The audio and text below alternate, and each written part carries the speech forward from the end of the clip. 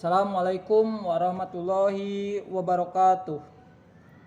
Eh, Kami dari kelompok 4, mata kuliah Matematika Distrik yang beranggotakan Andre Nathanael, Asep Indra Setiadi, Ajidan Junanda, dan saya sendiri Dudu Saipudin, Muhammad Rija, sama Yoga. Kelompok kami akan menjelaskan tentang pewarnaan graf. Untuk yang pertama mungkin akan dibacakan oleh Ajidan Junanda.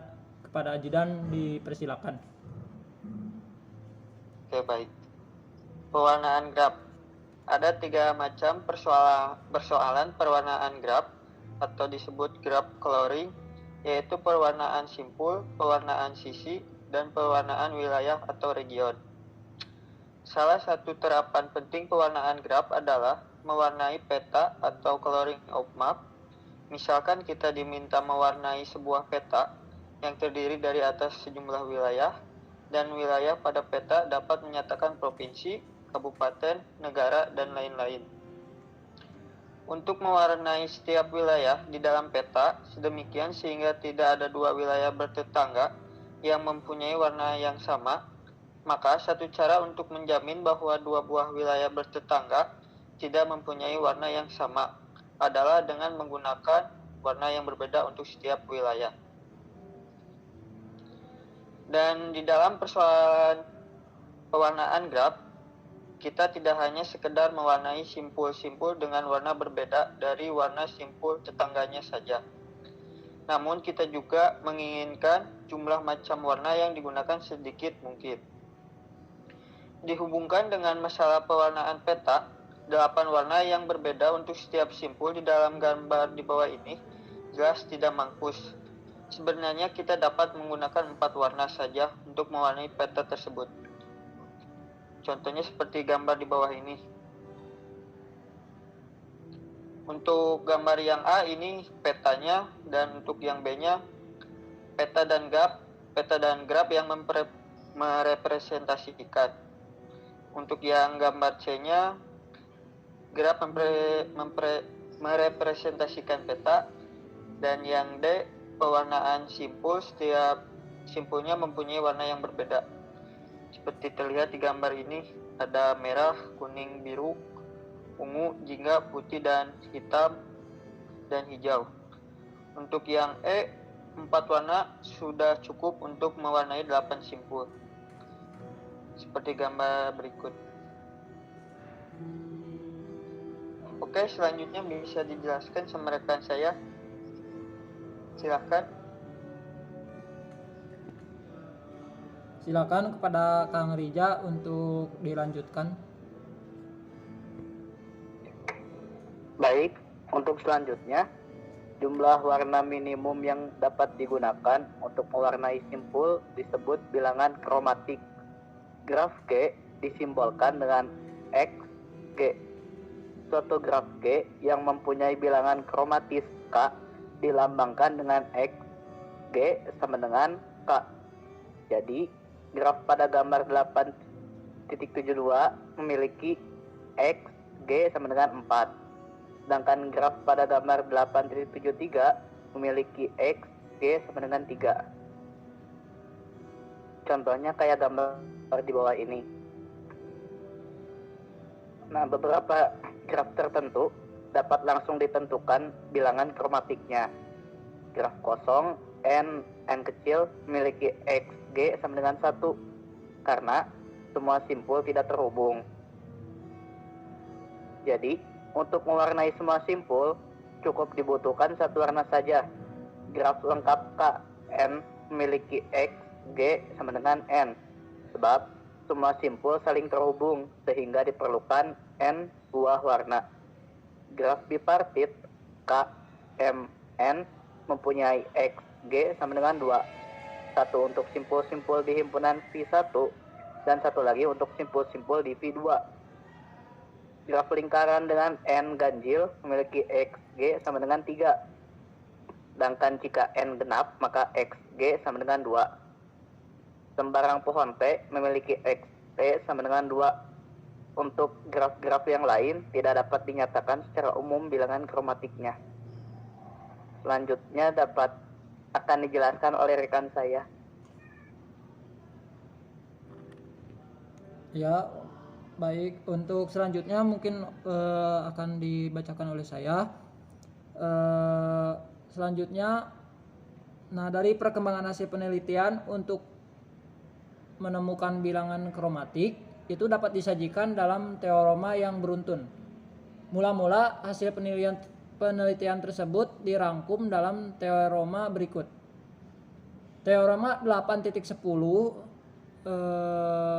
bilangan kromatik graf planar tidak lebih dari 6 titik teorema 8.10.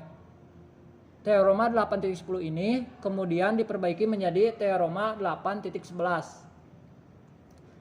Teorema 8.11 bilangan kromatik graf planar tidak lebih dari 5. Puncak dari persoalan perwarnaan graf ini muncul pada tahun 1967 atau 1967 sebagai hasil dari pemecahan persoalan 4 warna atau group color problem, yaitu salah satu persoalan yang sangat terkenal dalam teori graf. Persoalan 4 warna diajukan pada tahun 1852. Persoalan 4 warna berbunyi, dapatkah sembarang graf planar diwarnai hanya dengan 4 warna saja? Nah, jawabannya dari persoalan ini ditemukan oleh Eiffel dan Henken yang menggunakan komputer untuk menganalisis hampir 2000 graf yang melibatkan jutaan kasus atau LIP 92. Jawaban ini dinyatakan dalam teorema 8.12. Teorema 8.12 bilangan kromatik graf planar tidak lebih dari 4. Pembuktian teorema 8.12 ini sangat rumit dan menurut catatan sejarah pembuktiannya membutuhkan ratusan lembar kertas untuk menuliskannya. Pemecahan persoalan perwarnaan graf sangat berjasa dalam menentukan jumlah minimum warna yang dibutuhkan untuk mewarnai sembarang peta.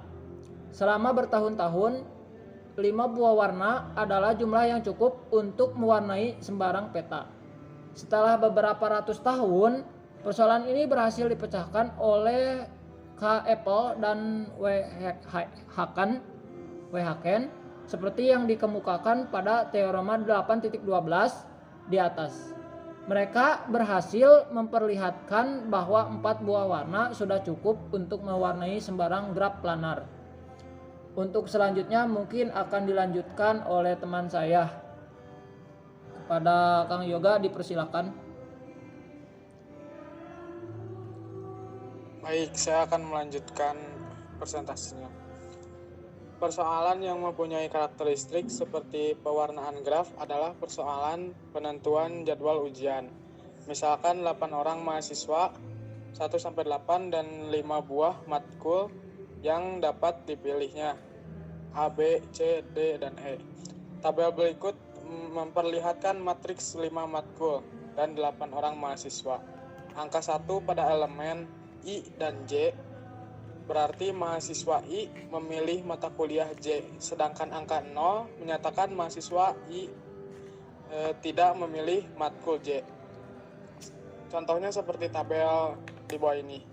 Berdasarkan tabel tadi, administratur mata kuliah ingin menentukan jadwal ujian sedemikian sehingga semua mahasiswa dapat mengikuti ujian mata kuliah yang diambilnya tanpa bertabrakan waktu dengan jadwal ujian kuliah lain yang juga diambilnya.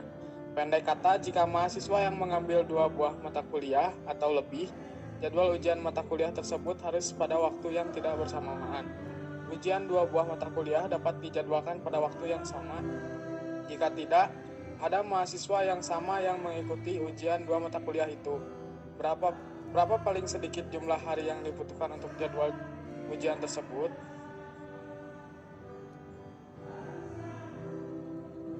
Lanjut ke slide berikutnya.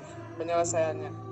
Penyelesaian persoalan menentukan jadwal ujian semua mata kuliah sama dengan menentukan bilangan kromatis graf. Kita dapat menggambarkan graf yang menyatakan penjadwalan ujian simpul-simpul pada graf menyatakan mata kuliah. Sisi yang menghubungkan dua buah simpul menyatakan ada mahasiswa yang memilih kedua mata kuliah itu. Dan graf yang mempresentasikan persoalan di atas dibuat ditunjukkan pada gambar berikut. Ini contoh gambarnya. Ada contoh yang pertama yang A dan contoh kedua yang B. Baik, untuk selanjutnya bisa diteruskan oleh teman saya. Silakan.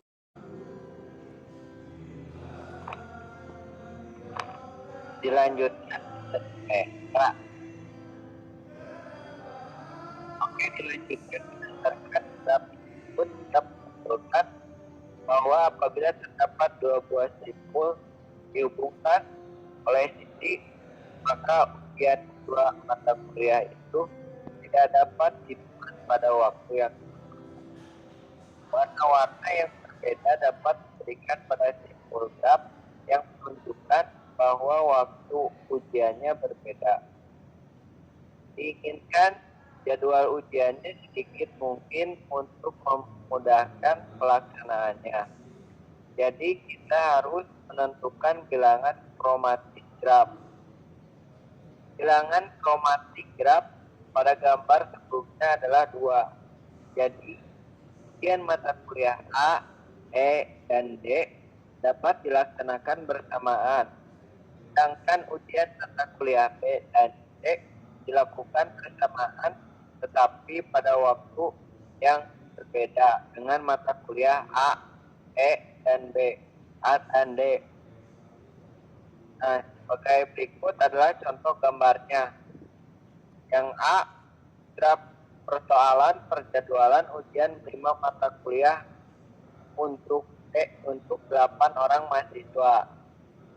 Sedangkan yang B hasil pewarnaan pada simpul-simpul graf.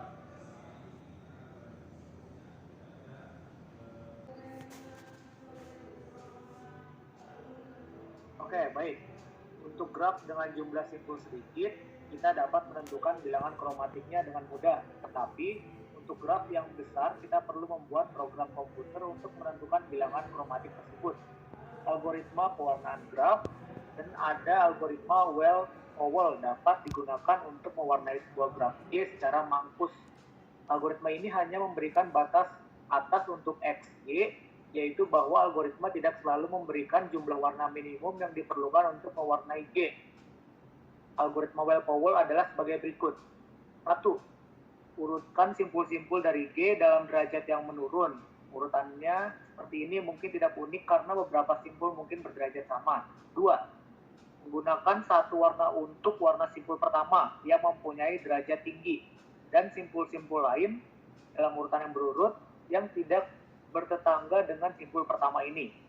3. Mulai lagi dengan simpul derajat tertinggi berikutnya di dalam daftar turut yang belum diwarnai dan ulangi proses pewarnaan simpul dengan menggunakan warna kedua.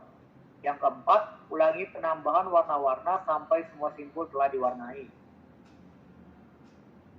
Baik, di sini ada contoh penggunaan algoritma Well-Powell untuk mewarnai graf di bawah ini. Untuk penyelesaiannya, urutkan simpul-simpul di dalam graf berdasarkan derajat yang menurun. Warna simpul 1 dengan warna A, simpul yang tidak bertetangga dengan 1 adalah simpul 5. Warna simpul 5 ini dengan warna A. Simpul berikutnya di dalam daftar yang belum diwarnai adalah simpul 3. Warnai simpul 3 dengan warna B. Dan simpul yang tidak bertetangga dengan 3 adalah simpul 6. Warnai simpul 6 ini juga dengan warna B. Simpul berikutnya yang belum diwarnai adalah simpul 4. Warnai simpul 4 dengan warna C, begitu juga simpul yang tidak bertetangga dengan simpul 4 diberi warna C.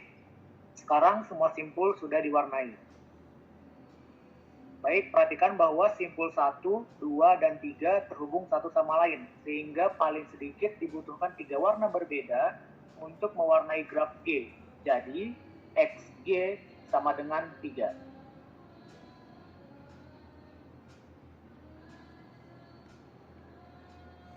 Oke, mungkin cukup disekian dari kelompok kami. Mohon maaf bila ada kekurangan dan